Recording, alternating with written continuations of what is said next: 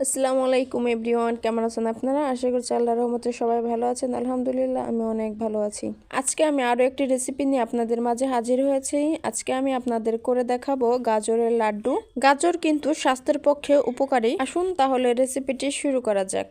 আমি এখানে প্রায় 1 কেজি গাজর নিয়ে নিয়েছি। গাজরের উপরের যে অংশটা আছে, এটাকে আমি ভালোভাবে বটি দিয়ে ফেলে দেব। আপনারা চাইলে কিন্তু এটা ছুরির সাহায্যে কেটে নিতে পারেন, কিংবা ভালোভাবে পানি দিয়ে পরিষ্কার করে নিতে পারেন। পানি দিয়ে যখন পরিষ্কার করবেন তখন কিন্তু খুব ভালোভাবে পরিষ্কার করে নিতে হবে। আমি বটি দিয়ে উপরের চামড়াটা কিন্তু ভালোভাবে ফেলে ভালোভাবে ধুয়ে নিয়েছি।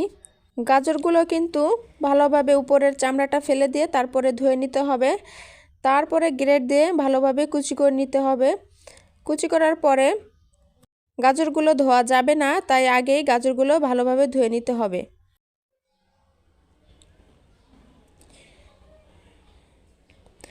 আমি এখানে একটা গ্রেটার নিয়ে নিয়েছি, দেখুন। এখন আমি খুবই ছোট ছোট করে গাজরগুলো ভালোভাবে গ্রেট করে নেব। ফিরে আসছি গাজরগুলো ভালোভাবে গ্রেট করে নেওয়ার পরে। আপনারা চাইলে কিন্তু এখানে বটি দিয়েও কিন্তু কেটে নিতে পারেন, তার থেকে কিন্তু গ্রেটার দিয়ে কিন্তু গ্রেট করে নেওয়াটাই বেশি ভালো বটির থেকে। আমার সবগুলো গাজর আমি গ্রেট করে নিয়েছি, দেখতেই পাচ্ছেন। কিন্তু আমি এখন গাজরগুলোকে নিয়ে চলে যাব চুলায়। আমি এদিকে চুলার উপর একটা প্যান বসিয়ে দিয়েছি।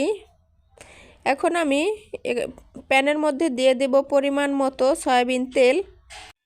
আমি প্রথমে বেশি করে ঘি ব্যবহার করব না, প্রথমে আমি সয়াবিন তেল দেব, আর এখানে আমি অল্প পরিমাণে ঘি দিয়ে দেব। সম্পূর্ণ ঘি দিয়ে যদি আমি গাজরটা ভাজতাম তাহলে আমার ঘিয়ের ঘ্রাণটা কিন্তু চলে যেত, তাই আমি এখানে প্রথমে অল্প করে ঘি দিয়েছি আর সয়াবিন তেল দিয়ে দিয়েছি। এখন আমি হাই হিটে গাজরগুলোকে ভালোভাবে ভেজে নেব, যেন গাজরের গায়ে যে পানিটা আছে পানিটা ভালোভাবে টেনে যায় সেজন্য। আর গাজর থেকে যে গন্ধটা আসে সেই গন্ধটা চলে যাওয়ার জন্য আমি হাই হিটে গাজরটাকে তেলেতে আমি ভালোভাবে ভেজে নেব।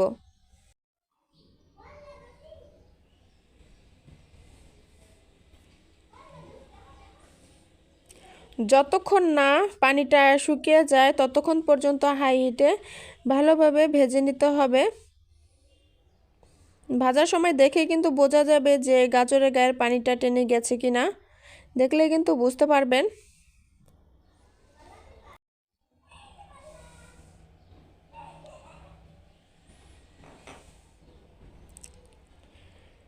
গাজরের গা থেকে কিন্তু সম্পূর্ণ পানিটা টেনে গিয়েছে। এখন আমি এর মধ্যে দিয়ে দিব লিকুইড দুধ 1.5 কাপ। আপনারা চাইলে এখানে গুঁড়া দুধটা ব্যবহার করতে পারবেন, তবে গুঁড়া দুধটা কিন্তু পানির সঙ্গে গুলিয়ে নিতে হবে। মিষ্টিতে আমি একটু দিয়ে দিলাম লবণ। স্বাদটাকে ব্যালেন্স করার জন্য আমি এখানে লবণটা দিয়ে দিয়েছি, আর মিষ্টিতে একটু লবণ না দিলে স্বাদটা ভালোভাবে আসে না, সেজন্য আমি প্রথমে 1 কাপ দুধ দিয়েছি, আর এই হচ্ছে আধা কাপ দুধ। আমি এই মোট 1.5 কাপ দুধ দিয়ে দিলাম।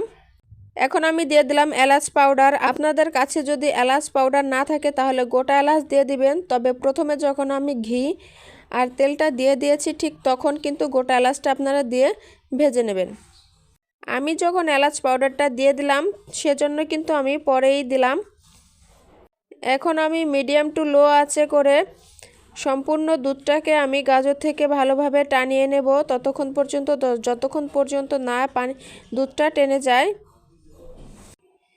কাজটা একটু সময় নিয়ে আর ধৈর্য ধরে কিন্তু করতে হবে, আর অনবরত নাড়াচাড়া করে নিতে হবে, তা না হলে কিন্তু নিচে লেগে যাবে। দেখুন দুধটা কিন্তু অনেকটা টেনে গিয়েছে। আমি কিন্তু 1 সেকেন্ডের জন্য নাড়াচাড়াটা বন্ধ করিনি, আর গাজরটা অনেকটাই সিদ্ধ হয়ে গিয়েছে। আর এদিকে আমি দিয়ে দিলাম 1 কাপ পরিমাণে চিনি। আপনারা চাইলে চিনিটা একটু কমিয়েও দিতে পারেন, কারণ গাজর কিন্তু মিষ্টি হয়, সেজন্য কিন্তু চিনিটা একটু কমিয়ে দিতে পারেন, কোনো সমস্যা নেই। তবে আমি যে চিনিটা দিয়েছি সেটা কিন্তু 1 কেজি গাজরের জন্য একদম পারফেক্ট। চিনি দিয়ে কিন্তু অলরেডি পানি ছেড়ে দিয়েছে, এই পানিটাকে এখন আমি ভালোভাবে আবার টানিয়ে নেব।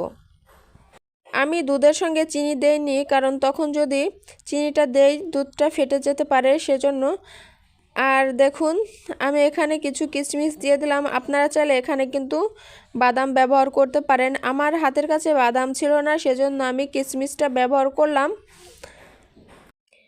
আপনারা এগুলো ব্যবহার না করলেও পারেন। বাদাম আর কিশমিশ যদি না থাকে তাহলে না দিলেও খুব সুন্দর হবে খেতে গাজরের লাড্ডুটা।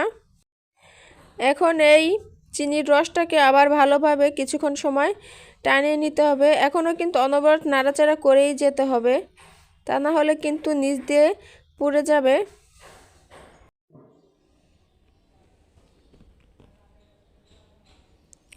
দেখুন পানিটা কিন্তু একদম টেনে গিয়েছে। আমরা যেমন নাড়ু বানাই ঠিক তেমন করে কিন্তু নাড়ুর গায়ের পানিটা আমরা যেভাবে টানিয়ে নেই ঠিক সেভাবেই কিন্তু গাজরের গায়ের পানিটাও টানিয়ে নিতে হবে। আর হাত দিয়ে একটু দেখতে হবে চিনি দিয়ে কিন্তু গাজরের আঠাটা লেগে গেল কিনা। গাজরের পানিগুলো কিন্তু টেনে গিয়েছে। এখন আমি নামিয়ে নেব, কিন্তু নামানোর আগে আমি এখানে দিয়ে দিলাম 1 চামচ ঘি। ঘি দিয়ে কিন্তু আমি এখন আবার ভালোভাবে আর একটু নাড়াচাড়া করে নেব।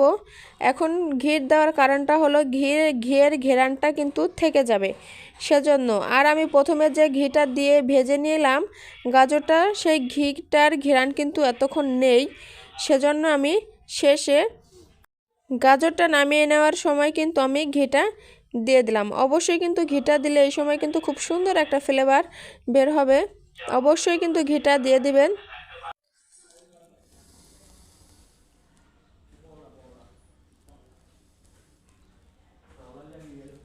গাজরটাকে এখন আমি নামিয়ে নেব আর ঠান্ডা হওয়া পর্যন্ত আমি অপেক্ষা করব। দেখুন গাজরটা কিন্তু ঠান্ডা হয়ে গিয়েছে। এখন আমি নাড়ুর মতো করে গোল গোল একটা শেপ দিয়ে দেব। এটা কিন্তু খেতে কিন্তু খুবই মজাদার।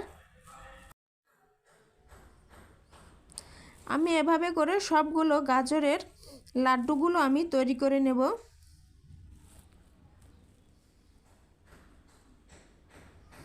হাত দিয়ে একটু ভালোভাবে চেপে চেপে লাড্ডুগুলো করে নিতে হবে।